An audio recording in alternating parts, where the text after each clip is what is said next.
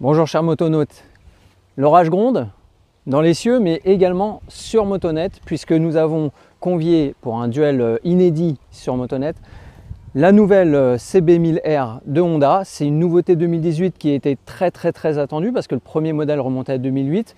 Il n'avait pas évolué des masses et puis il était sorti par la petite porte avec l'application de la norme Euro 4. C'est donc une très bonne nouvelle que cette CB1000R. De l'autre côté, on vous propose la Speed Triple qui est apparue donc, en 2018, qui a été revue en 2016 puis en 2018. C'était une grande surprise pour le coup, c'était pas attendu du tout, mais elle est présente. Alors on va faire le tour un peu de ces deux motos.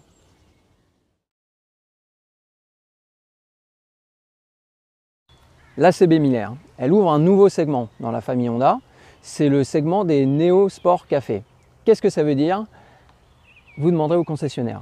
Ce qu'on a retenu, nous, chez Motonet en tout cas, c'est qu'elle coupe avec toute l'ancienne génération de maxi roster japonais qui avait une mode un peu manga, entre guillemets, et elle se part d'une robe qui est rétro, plus classique, plus classieuse, qui se rapproche en fait de celle de la Speed, raison pour laquelle on les oppose aujourd'hui.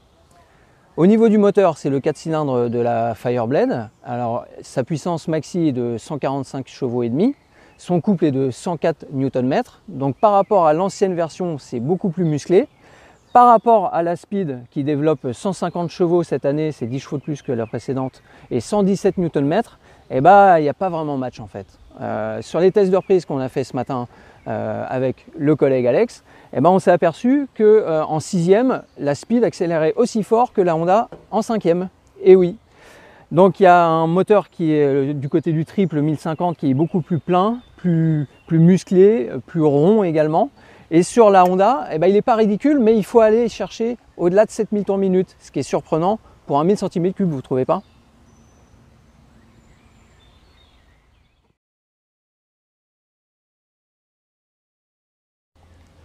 La particularité de la Speed dans sa version 2008 notamment, c'est la nouvelle centrale inertielle qui vient de Continental.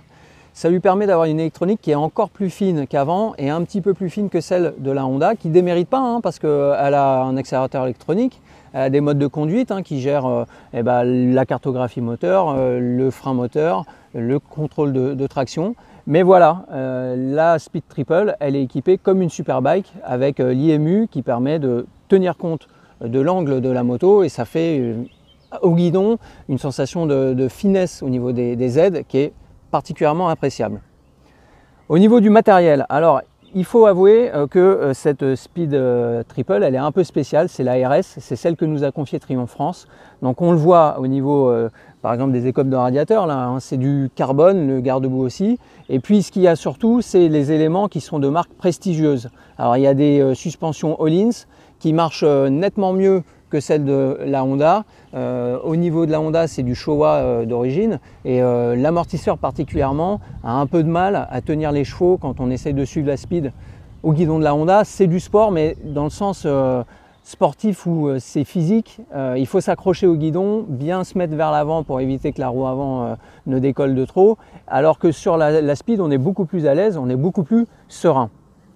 Au niveau de la Speed également, pour l'équipement, vous voyez derrière, c'est des pots Arrow et du coup ça chante divinement bien. La Honda à côté, à l'arrêt, elle sonne plutôt pas mal. Mais après, une fois qu'on roule, bah, c'est un petit peu discret. C'est encore une fois, passer 7000, 8000 tours minute, qu'il y a un bruit de boîte à air qui fait que on retrouve un 4 cylindres hargneux comme on les aime. Mais au niveau son, comme au niveau ton, hein, la Speed Triple a le dessus. Au niveau du look, eh ben, écoutez, on vous laisse choisir. Hein. C'est du rétro, surtout sur la Honda avec ses phares ronds, le phare rond à LED à l'arrière également. Une ligne qui est très basse avec un réservoir qui est assez long et qui est assez plat. La ligne de la Speed, on la connaît hein, avec ses pots à l'arrière très haut, son double feu à l'avant. Ça plaît pas. Visiblement, les Français en sont plutôt friands. Et la Honda, bah, elle devrait plaire aussi, hein, d'après les commentaires qu'on a pu lire sur Motonet.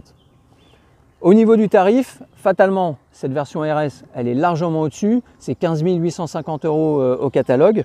Dans sa version standard, elle est à 13 950. C'est juste au-dessus de la Honda qui s'échange contre un chèque de 13 199 €. Voilà ce qu'on pouvait dire brièvement hein, pendant qu'on est sur la route. On va essayer de repartir avant que la pluie n'arrive. On vous donne rendez-vous sur Motonet pour lire l'essai complet avec la fiche technique et toutes les photos. A plus et bonne route!